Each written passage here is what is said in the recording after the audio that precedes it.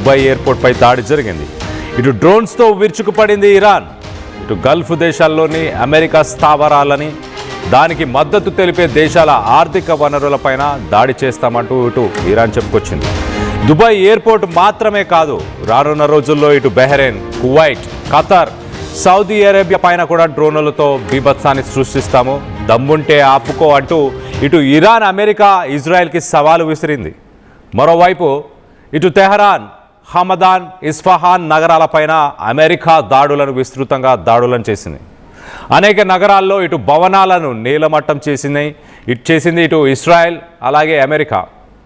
ఇటు ట్రంప్తో చర్చలు జరిపే ప్రసక్తే లేదంటూ, అలాగే అమెరికా అంతు తేలుస్తామంటూ ఇటు ఇస్లామిక్ రెవల్యూషనరీ గార్డ్స్ వాళ్ళు చెప్పుకొచ్చారు.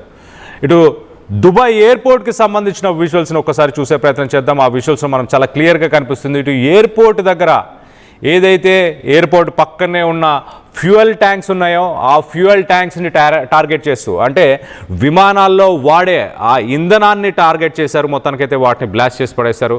ప్రస్తుతానికి దుబాయ్ ఎయిర్పోర్ట్ పూర్తిగా స్తంభించిపోయింది. అక్కడ ఎలాంటి రాకపోకలన్నింటినీ కూడా నిలిపివేశారు.